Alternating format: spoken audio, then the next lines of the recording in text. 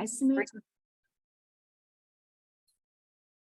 벨릭스가 바울을 통해서 말씀을 듣지만 또 한편으로는 돈을 받을까 기대하고 그렇게 해서 들었다가 자기가 채우지 못하고 돌아간 것처럼 오늘 이 시간 우리가 말씀을 들을 때 내가 원하는 것만 잡아가려고 하는 그런 욕심 내려놓게 하시고 주님의 정말 우리를 변화시킬 수 있는 말씀을 의지하며 들을 수 있는 귀와 마음을 열어주시옵소서. 예수님의 이름으로 기도를 드립니다. 네. 여러분, 오늘 본문 말씀은 마치 법정 영화나 드라마를 보는 듯 바울이 대제사장 아나니아와 장로들의 고소에 의해서 벨릭스 총독 앞에서 재판을 받는 내용입니다.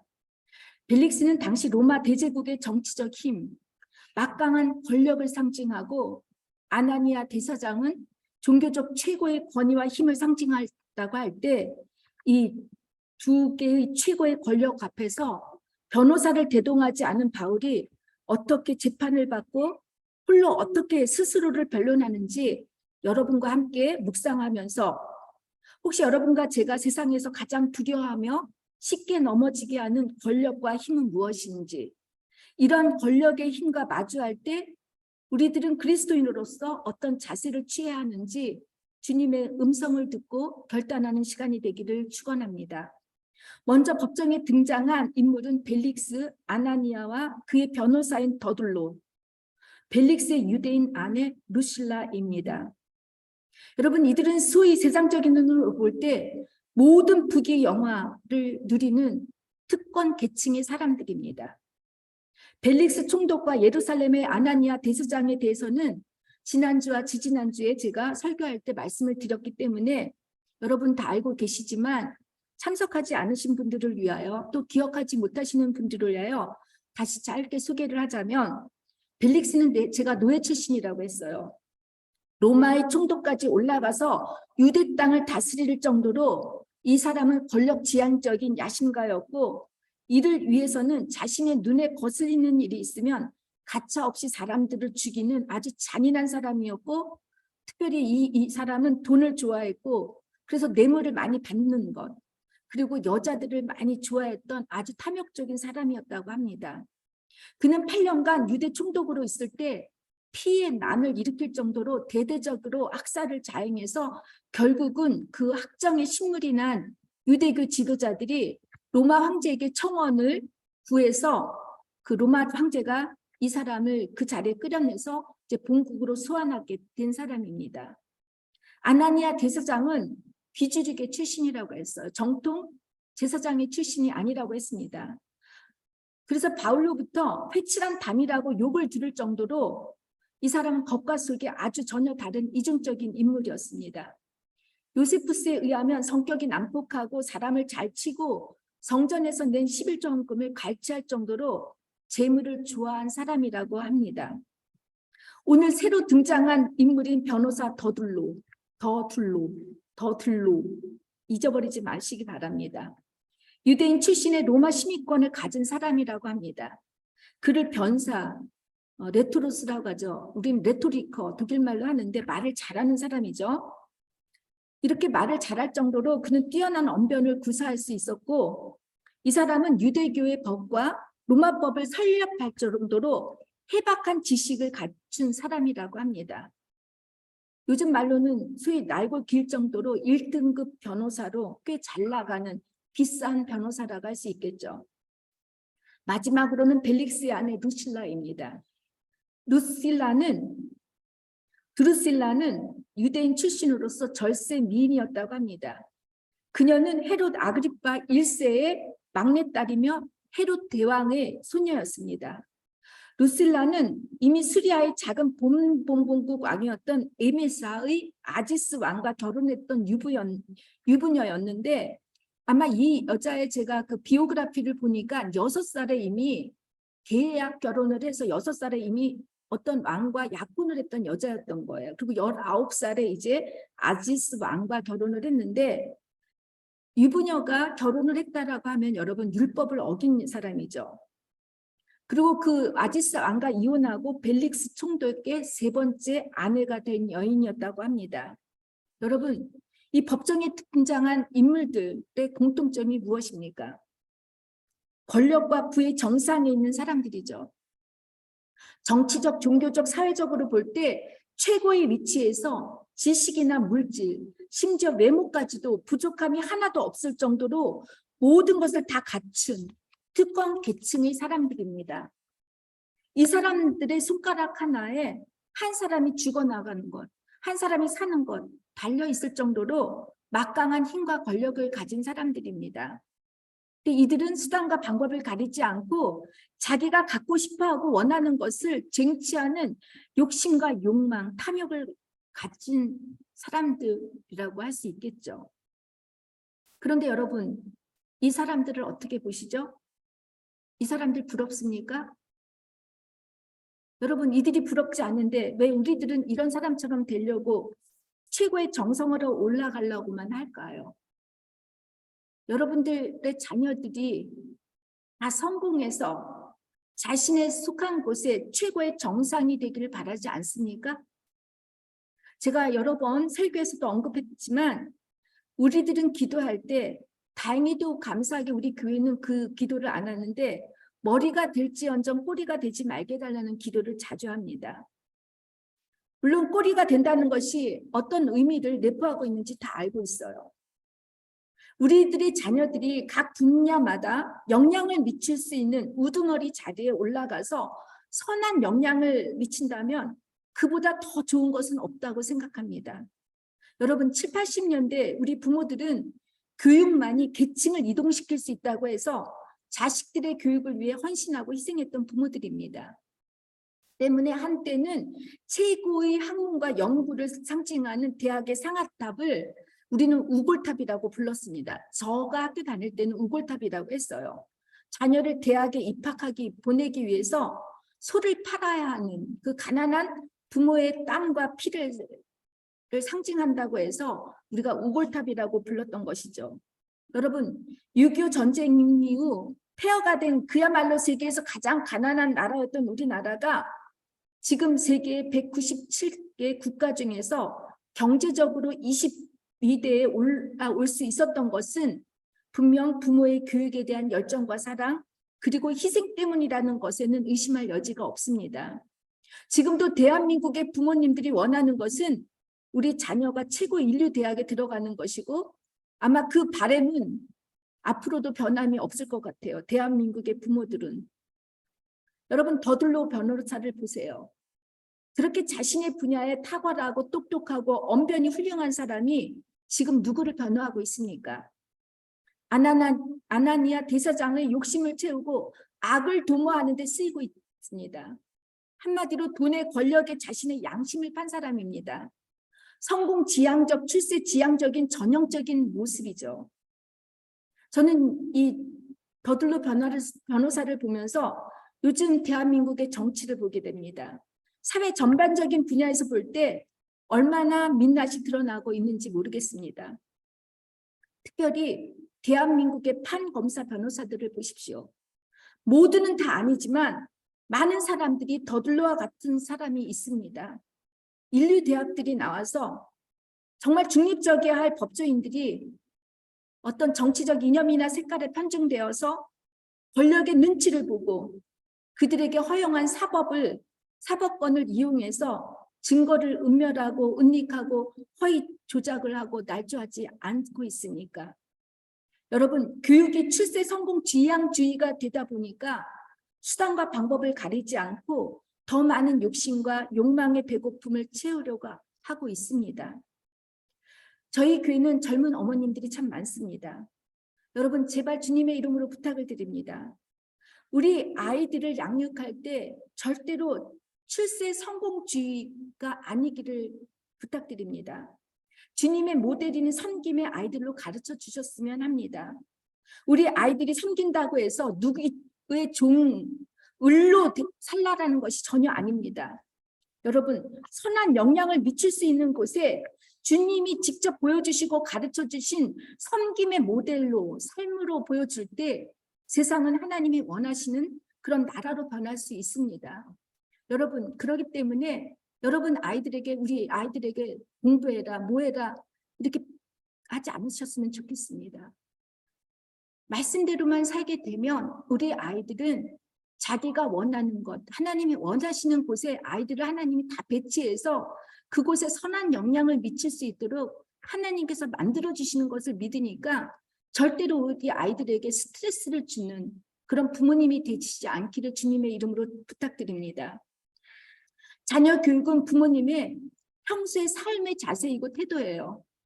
믿음의 부모로서 평소에 큐티 시간을 갖고 말씀을 읽고 기도하며 삶으로 적용하려고 노력하는 모습을 여러분 아이들이 보고 있다면 공부하지 말라고 해도 공부할 것이고 게임하지 말라고 해도 하라고 해도 게임하지 않을 것입니다. 하나님께서는 우리들이 하나님이 원하시고 기뻐하는 모습으로 잘 살고 있는지 보여주시기 위해서 저는 자녀라고 하는 거울을 우리에게 선물해 주셨다고 봅니다. 자녀가 지금 내게 하는 행동이 바로 지금 내가 하나님께 하는 행동이라고 보시면 됩니다. 제가 언젠가 여러분에게 예화로 얘기를 했듯이 제가 우리 엄마한테 잔소리를 좀 많이 하고 입 바른 말을 잘했습니다. 그런데 어느 날 우리 아들이 저한테 똑같은 말을 하는 거예요. 근데 제가 참 마음이 아팠어요. 근데 그 말을 딱 들어보니까 말이 맞기는 하더라고요. 그래서 제가 그 다음부터는 이거는 하나님이 나에게 아들을 통해서 엄마한테 하는 내 행동을 변화라고 하시는 게 하는 거구나 해서 제가 우리 엄마한테 다시는 바른 말 안 하기로 했습니다. 여러분, 여러분의 지금 아이들이 여러분에게 보여주는 행동은 저와 하나님의 관계를 보여주는 거울이기 때문에 아이들을 통해서 회개할 게 있으면 회개하시고 칭찬받을 일이 있으면 칭찬받으시기를 주님의 이름으로 축원합니다. 남편도 마찬가지고 아내도 마찬가지입니다. 하나님보다 그 어떤 것에 남편과 아내를 통해서는 내가 하나님보다 더 많은 것, 어떤 것을 내가 더 좋아하고 있는지는 내가 하나님보다 더 어떤 것을 사랑하고 있지 않은지 보여주시기 위해서 남편과 아내를 선물로 주신 것이라고 봅니다. 내가 하나님보다 세상을 더 좋아하고 근데 이것이 구약 성경에 다 뭐라고 하죠? 외도라고 합니다. 하나님보다 다른 세상의 어떤 것을 우상을 섬기는 것을 외도라고 표현했는데 여러분께서 남편이 아내가 외도를 할 때 얼마나 괴롭겠습니까? 그죠? 그런 것처럼 여러분이 세상에 딴 마음을 먹고 있다면 그것은 여러분이 하나님께 대해서 딴 마음을 먹고 있는 것 그것을 주님께서 보여주시려고 하는 것입니다. 구약성서의 호세아 보세요. 남편과 아내를 버리고 호색하고 바람핀 자들이 하나님을 버리고 우상을 섬기고 사랑하는 자들이라고 하지 않았습니까? 여러분, 그렇기 때문에 여러분은 남편과 아내를 통해서 여러분의 자신을 보고 여러분과 하나님의 관계를 보시기를 주님의 이름으로 축원합니다. 남편이 속을 새기고 변하지 않고 아내가 잔소리하고 괴롭게 굴 때 그것이 바로 여러분이 하나님과 대하는 자세라고 저는 믿습니다. 여러분, 최고의 권력의 힘을 가진 사람들이 바울을 무엇 때문에 고소를 했는지 더들로 변호사의 고소 내용에 크게 세 가지로 얘가 그 이유를 말하고 있는데 첫째, 바울은 유대인을 소란케 하는 전염병 같은 자이기 때문이라고 이렇게 이제 고소를 했습니다. 전염병, 로이모스죠. 바울이 전한 복음이 얼마나 급속도로 빨리 전파되었는지 전염병 같다고 그렇게 위험성을 이제 얘기를 해주는 거예요. 수요는 바울이 일으킨 것이 아니라 사실 극성 유대인이 아니었습니까? 로마 제국은 유대 땅에서 수요 사건이나 반란이 일어나는 것을 제일 두려워했습니다. 그래서 사회적 안정과 치안을 위해 로마 총독이 직접 현장에서 관할하게 했던 것이죠. 수요를 일으키거나 선동하는 자, 선두 지지하는 자를 가차없이 제거했습니다. 여러분, 십자가 처형이라고 하는 그 사형 방법을 그래서 허락했던 것입니다.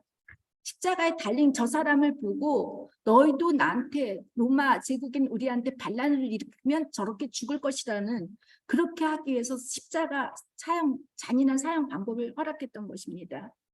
여러분, 둘째는 바울이 나사렛 이단 더들로가 고소한 그 이유는 바울이 나사렛 이단이기 때문이라고 이렇게 이제 주장을 합니다. 사실 유대교회는 바리새파, 사두개파, 젤로파 등 여러 종파들이 있습니다. 또 그들은 이런 파들을 인정했습니다. 그럼에도 불구하고 바울을 나사렛 땅의 우두머리라고 로마의 사회 안정에 저항하는 정치적 집단으로 몰아갔습니다. 나사렛은 여러분 알잖아요. 가난한 자, 사회적으로 소외된 자들이 사는 곳이잖아요. 근데 이곳에 우두머리라고 한다고 한다면 여러분 플루레타리아라고 인식을 주고 싶었던 거죠. 가난한 나라 사람들이 정치에 반감을 갖고 정복하려고 한다라고 하는 그 나사렛 이단이라고 이렇게 이들이 정치적 주동자로 몰아가려고 했습니다. 세 번째는 성전을 더럽혔다고 하는 것입니다. 아나니아 대제사장과 열성 유대인들은 아시아에서 온 유대인들의 가짜 뉴스로 바울이 성전에 이방인을 데리고 와서 성전을 더럽혔다고 바울을 없애려고 했습니다. 그러나 천부장의 간섭으로 바울을 사내들인 공회에서 세웠지만 무산되자 벨리스 총독에게 바울을 처벌해달라고 이렇게 고소를 했던 것이죠. 그런데 여러분, 진정으로 성전을 더럽힌 사람들이 누구입니까? 종교 지도자들의 탐욕이 아닙니까? 예수님께서 마지막으로 예루살렘에 오셨을 때 제일 먼저 하신 행위는 성전을 정화시키는 것입니다. 하나님께 드려야 할 재물을 돈을 주고 사고 팔고 한마디로 자신의 주머니에 돈을 채우기 위해서 성전을 이용하여 돈을 벌었고, 그렇기 때문에 성전을 더럽기 때문에 주님께서는 내 집은 기도하는 집이라 일컬음을 받으리라 하였거늘 너희는 강도의 굴려를 만드는 도다라고 이렇게 주님께서 호되게 진노하셨습니다. 주님의 성전 정화로 깨끗해야 할 성전이 계속 더럽혀지고 있었기에 성전은 여러분 멸망될 수밖에 없습니다. 그래서 더 이상 예루살렘 성전이 없어요. 여러분, 그래서 저는 여러분과 저는 항상 어떤 건물이나 이런 것들을 의지하지 말고 어떤 종교적인 지도자나 이런 것들도 의지하지 마시길 바랍니다. 참 성전이신 주님만을 믿고 그분만을 따르기를 주님의 이름으로 부탁을 드립니다. 지금까지 다행히도 여러분이나 저는 사실 법적 고발을 당해본 적이 없습니다. 여러분 중에 법적 고발을 당해보신 적이 있습니까? 없죠. 하지만 여러분 그 누군가로부터 억울하게 공격을 받거나 오해를 받으신 적은 있을 것이라고 봅니다. 잘 참다가도 누군가의 말 한마디에 단어 하나에 걸려 분을 폭발하고 똑같이 고발하고 있지는 않습니까? 이렇게 외부로부터 고발을 당할 때 또 우리가 그 누군가를 고발할 때 저는 그 고발들을 여러분의 내면의 고발로 받으시고 여러분 스스로가 여러분 자체 내면에게 고발해 주시기를 바랍니다. 바울이 그랬던 것처럼 우리도 예수님의 증인으로서 받아야 할 고발이 있음을 잊지 마시기를 바랍니다. 이렇게 서로 정죄하는 고발을 여러분과 저의 내면에 던지는 고발이 될 때, 우리가 남들이 받는 이런 고발이 아니라 내가 내 스스로에게 던지는 고발이, 주님이 나에게 주시는 그 고발이 고발로 받아들일 때 우리는 바울처럼 세상적인 권력과 또한 그 힘 앞에서 참된 자녀, 당당한 그리스도인이 될 것입니다. 세상적으로 볼 때 바울에게는 아주 불리한 법정이었습니다. 마치 다윗과 골리앗의 싸움처럼 보입니다. 그러나 성령이 함께 하시니까 이 법정이 복음을 전할 수 있는, 예수님의 도를 전할 수 있는 은혜의 장으로 만들어 주십니다. 그럴싸한 이들의 고소 이유에 대해서 바울은 자신을 변호하는데 변호사도 없이 혼자 변호합니다. 그 말씀이 본문 10절 21절까지입니다. 바울은 저들이 주장했던 세 가지 이유에 대해서 반박을 하고 변호를 하는데, 첫 번째, 천하를 쏟아앉게 한 전염병 같은 자라고 하는 것에 대해서 정확하게 팩트로 자신이 예루살렘에 올라온 지가 열 이틀밖에 되지 않았다고 주장하죠. 즉 소란과 소동을 일으킬 만한 시간이 없었다는 거예요. 그리고 자신이 소동을 일으켰다면 증인이 있어야 하는데 이들 증인들이 없다라는 거예요. 둘째는 나사렛 이단의 우두머리라고 하는 것에 대해서 바울은 먼저 그 나사렛 예수 그리스도의 도를 믿는다고 인정을 합니다. 자신도 유대인들과 다를 바 없이 유대인들의 조상이신 하나님을 섬기고 율법서와 선지서에 기록된 구약을 다 믿는다는 그 신실한 유대인이라고 이렇게 주장을 합니다. 또한 반드시 죽은 후 부활이 있는데 악인과 의인 모두가 부활을 한다는 것을 주장합니다. 바울은 부활의 믿음과 소망을 가지고 있었고 반드시 악인에 대한 하나님의 심판을 믿었기 때문에 담대하게 고백할 수 있었던 것입니다. 세 번째, 그들이 바울에게 덮여 씌웠던 죄목이 성전을 더럽혔다고 하는 것에 대해서 바울은 그가 여러 해 동안 예루살렘을 떠나 있다가 재난을 당해 유대 민족에게 구제금을 전달했고 하나님께 예물을 바쳤다고 이렇게 변호를 합니다. 그리고 유대인들이 바울을 목격했던 것은 바울이 나시인으로서 정결 예식을 행했을 때라고 하면서 소동을 일으킬 만한 아무런 모임도 갖지 않았다고 이렇게 주장을 합니다. 더 나아가 바울은 하나님과 사람에 대하여 항상 양심의 꺼리낌 없기를 힘쓴다고 했는데 여기서 힘쓴다라는 말은 운동선수나 군인이 열심히 훈련에 임하는 것을 말합니다. 바울은 자신이 선한 양심을 가졌다고 하지 않았습니다. 선한 양심은 내가 죄인이라는 것이 아니라고 했어요. 양심의 꺼리낌 없도록 노력한다고 했습니다. 매 순간 양심에 꺼릴 것이 없도록 선한 양심에 찔리는 일이 없도록 열심히 연습하고 훈련한다는 것입니다. 주님의 말씀을 읽고 그 말씀대로 자기를 쳐서 복종시키려는 그런 삶의 예배를 드린다는 뜻이죠. 아나니아 대사장과 그의 무리들이 바울에게 그렇듯하게 제목을 씌워 고발을 했지만 재판장이신 하나님께서 성령님께서는 그리고 도리어 바울을 알리고 자랑할 수 있도록 이렇게 변호하게 해주십니다. 바울이 억울하게 고소를 당하여 당대 최고의 권력 있는 법정에서 당당하게 복음을 전할 수 있었던 것은 그가 피하지 않고 복음의 자리를 지켰기 때문입니다. 세상적으로 볼 때 더둘로와 같은 능력이 많고 똑똑한 변호사가 없었지만 자신이 지켜야 할 자리를 지켰기 때문에 성령님께서 변호사가 되어주시고 그의 억울함을 풀어주시고 복음의 지경을 점점 넓혀주셨듯이 여러분이 지켜야 할 교회 공동체, 가정 준수, 예발을 떠나지 않을 때 하나님께서는 여러분을 세워주실 줄 믿습니다. 믿습니까? 바울이 최고의 권력 앞에서 부활의 주님과 심판을 전할 수 있게 되자 벨릭스 총독은 주님의 도에 대해서 더 궁금해졌어요. 그리고 그는 천부장의 핑계를 대면서 판결을 유예했습니다. 여러분, 며칠 후 벨릭스는 아내인 두루실라와 함께 그리스도 예수의 도에 대해서 가르침을 받고자 바울을 불렀는데 바울은 그들에게 정의와 절제와 그리고 심판에 대해서 말씀을 전했습니다. 여러분, 최고의 권력을 가진 사람들이 필요한 세 가지 단어 아닙니까? 정의와 절제와 심판. 정의란 한마디로 약자를 도와야 하는 것이죠. 고아와 가분, 나그네와 이방인 등 자신의 힘과 노력으로 살아갈 수 없는 사회에서 소외된 자를 돕는 것이 여러분 정의입니다. 그 다음은 절제예요. 최고의 권력을 가진 사람들이 지키지 못하고 쉽게 넘어가는 것이 있는데 그것은 자신 안에 깊이 품어있는 부정적 감정과 욕구입니다. 술을 절제하지 못하고 분노를 절제하지 못하고 성욕을 절제하지 못해서 한순간에 그들이 땅바닥에 떨어지는 일들을 우리 주변에서 많이 보게 됩니다. 특별히 권력에 따라 붙는 그림자가 있는데 그것은 성욕입니다. 그래서 독일 말에는 권력에는 매력이 있다라고 성적 욕구가 들어간다라는 말이 있습니다.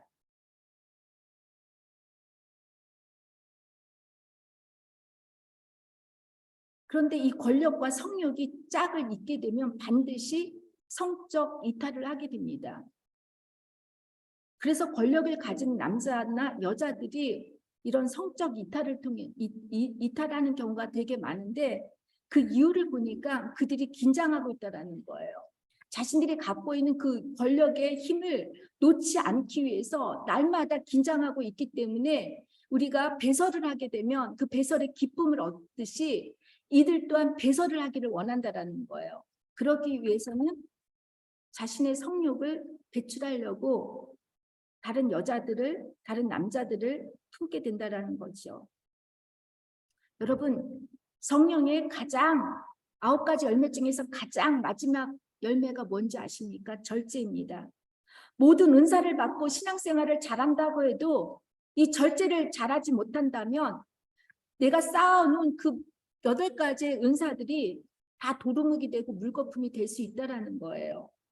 그래서 여러분, 우리는 성령님의 도움으로 여러분들의 감정이나 욕구나 이 모든 것을 절제할 수 있기를 주님의 이름으로 축원합니다. 이 절제를 잘하실 때 여러분의 믿음을 끝까지 지킬 수가 있습니다.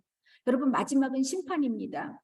칼을 쥐고 함부로 사람의 목숨을 심판하는 자들을 심판하시는 하나님이 계시다고 알립니다. 악인도 의인도 모두 죽습니다.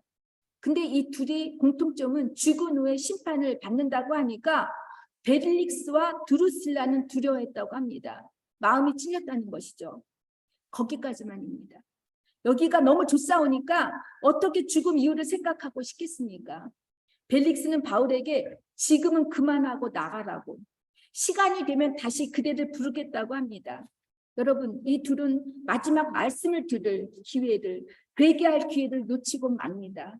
벨릭스의 재물에 대한 탐욕은 한층 더 나아가 혹시 바울에게서 뇌물을 받을까 하는 기대감으로 바울을 자주 불렀다고 합니다. 그는 바울이 예루살렘에 올 때 예루살렘의 가난한 교우들을 돕기 위해서 이방인 교회로부터 모은 그 구제금을 가지고 왔으니까 혹시 상당한 기금을 손에 쥐고 있는 줄 알고 이렇게 뇌물을 기대했던 거죠. 여러분, 돈을 가지고 싶어하는 욕망은 끝이 없습니다. 돈을 싫어하는 사람이 없어요. 저도 돈을 좋아합니다. 그런데 돈 자체가 이렇게 생명이 없는 단순한 물질에 불과한데 왜 우리는 그러면 돈을 좋아하겠습니까? 여러분, 돈은 단순한 화폐 가치가 아니죠. 돈에는 힘이 있습니다. 힘을 가지고 있습니다. 사람의 마음을 사로잡을 수도 있고 조종할 수도 있고 인생을 뒤집어 놓을 수도 있습니다.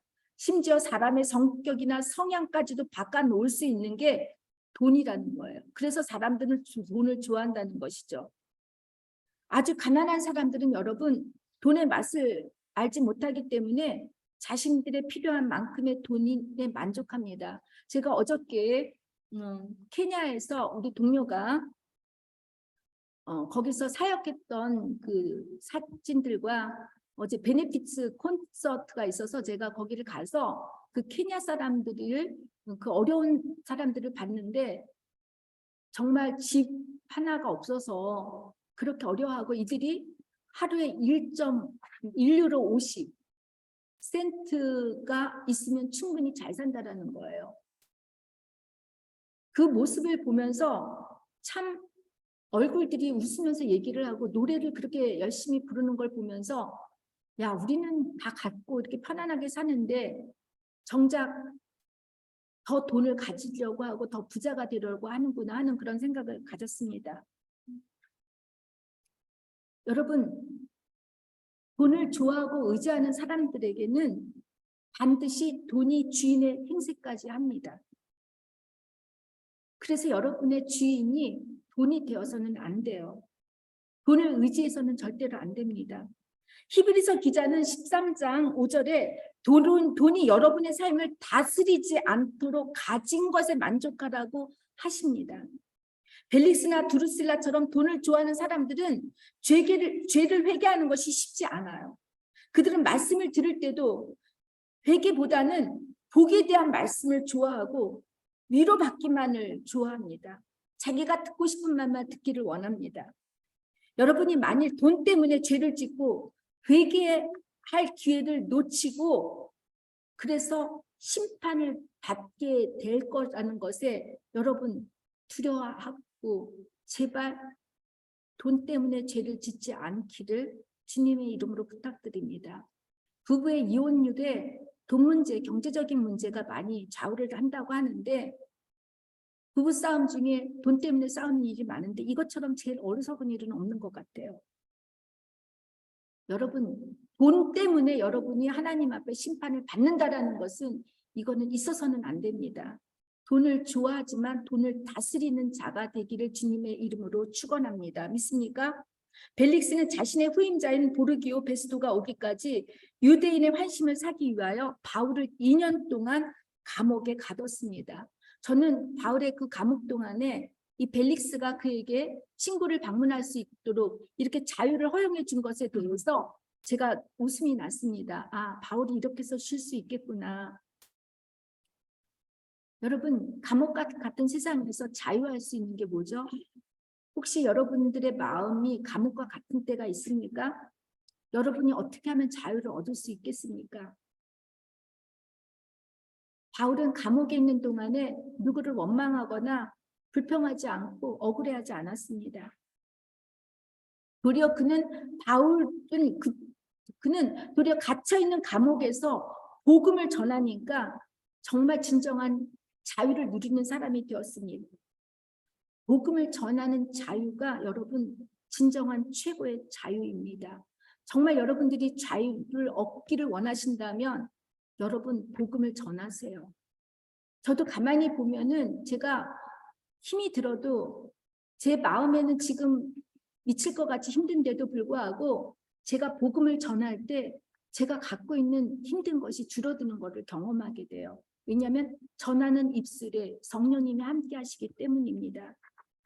최고의 권력 앞에서도 두려워하지 않고 당당하게 우리가 복음을 전할 수 있을 때 우리들은 세상에서 제공하는 그런 타협이나 유혹에 넘어가지 않게 됩니다. 그리고 우리가 복음을 전할 때 세상이 무섭지가 않습니다. 성령님이 함께 하시는 복음에는 살게 하는 부활의 힘이 있기 때문에 그래서 사람들은 순교를 할 수 있다는 것이죠. 성령의 힘을 누구든 막을 수가 없습니다. 여러분, 오늘 이 시간부터 여러분께서는 복음을 전하시는 여러분이 되시기를 바랍니다. 내가 예수 믿고 천국 가라는 그 복음보다는 여러분 주변에 내 자녀와 내 딸에게, 내 아들에게, 내 남편에게, 내 가족에게 믿는 사람이라 할지라도 다시금 내가 복음을 전해줄 때 여러분들이 살아나는 거예요. 그분들을 살리기 전에 여러분들이 자유롭게 하기 위해서는 그렇게 여러분이 복음을 전해주시기 바랍니다. 이 시간 우리 다 함께 기도할 때 지금 나를 힘들게 하는 감옥과 같은 것은 무엇인지, 내가 누군가를 감옥에 갇히게 만들고 있지는 않은지, 내가 내 자녀를 아프게 하고 힘들게 하고 있지는 않은지, 내가 내 남편과 내 아내를 괴롭게 하고 있지는 않은지 이 시간 우리 기도해 주시기 바랍니다. 왜 나는 자유롭지 못할까? 왜 두려울까? 나는 왜 감정의 노예처럼 늘 감정에 휩싸일까? 이 모든 것을 자유하시기 위해서는 나는 주님의 자녀로서 내가 얼만큼 복음을 전했는가? 주님의 자녀로서 나의 관계를 얼만큼 사람들에게 알렸는가? 이 시간 결단해 주시기 바랍니다. 내가 주님의 복음을 전할 때 내 가족이 자유롭고 내 건강하지 못한 것에서 질병으로부터 자유로울 거를 믿고 또한 나의 모든 문제들로부터 풀 수 없는 해결될 수 없는 그 문제들로부터 내가 자유로울 것이라는 것을 믿기 위해서는 여러분들 이제는 나는 복음을 전하겠습니다. 하나님의 자녀임을 드러내겠습니다라고 결단해 주시고 기도해 주시기 바랍니다. 주님 지켜주십시오. 이 시간에 우리가 주님 결단하기 바랍니다. 복음을 전할 수 있는 자가 되게 해주시옵소서. 우리의 모든 아픔을 해결하여 주시옵소서. 주님 이 시간을 용서하여 주시옵시오. 하나님 지켜주시옵소서. 이 시간 성령께서 우리의 마음을 주관하시옵시고 먼저 우리가 회개할 수 있는 시간을 허락하여 주시옵소서. 내가 그 누군가를 감옥처럼 가두었다면 나가 자유롭지 못하기 때문에 그 남도 자유롭지 못하게 했던 우리의 부족함을 이 시간 내려놓습니다. 용서하여 주시옵소서. 우리의 허물을 용서하여 주시옵소서. 자유롭게 해주시옵소서. 복음을 전할 수 있는 자가 되게 하여 주시옵소서. 주님 함께 하실 줄 믿습니다. 도와주시옵소서. 이 시간 저는 자꾸만 마음속에 리제가 왔으면 좋겠어요. 우리 리제를 위해서 제가 기도하겠는데, 리제가 지금 교회에 출석했다면 리제 어머니와 아버지는 리제를 데리고 여기 앞으로 나와주시기 바랍니다. 리제의 아토피를 위해서 우리 함께 기도하겠습니다.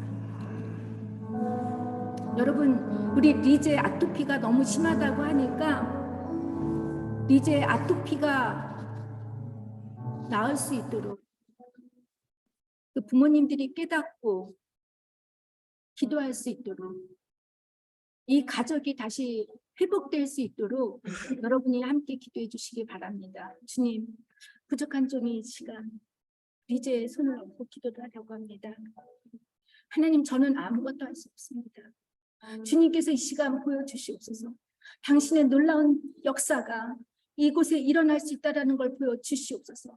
악한 사탄이 틈타지 못하게 하시옵시고, 이 아이를 괴롭히고 있게 하는 모든 악한 것들을 물려쳐 주시옵소서. 하나님, 이 아이의 가려움증이 너무 심하여 너무 고통을 받고 있습니다. 하나님, 주님께서 고쳐주시옵소서. 주님께서 인도하여 주시지 않으면 아무것도 할 수가 없습니다. 주님, 붙잡아 주시옵시고 인도하여 주시옵소서. 이 부모가 이제 하나님과의 관계가 회복될 수 있도록 붙잡아 주시옵소서. 역사하여 주시옵소서. 하나님께서 축복하여 주시옵기만을 간절히 바랍니다. 하나님께서 이 시간 성령님께서 그 아이를 만져 주시옵소서. 머리끝부터 발끝까지 상치 않도록 주님이 만져 주시옵소서. 해결하여 주시옵소서. 하나님, 역사하여 주시옵소서. 하나님, 건강을 회복할 수 있도록 주님이 인도하여 주시옵기만을 간절히 바랍니다. 도와주시옵소서. 역사하여 주시옵소서. 풀어주시옵소서. 하나님, 해결할 수 있도록, 하나님 해결할 수 있도록 역사하여 주시옵소서. 리제 왔습니까?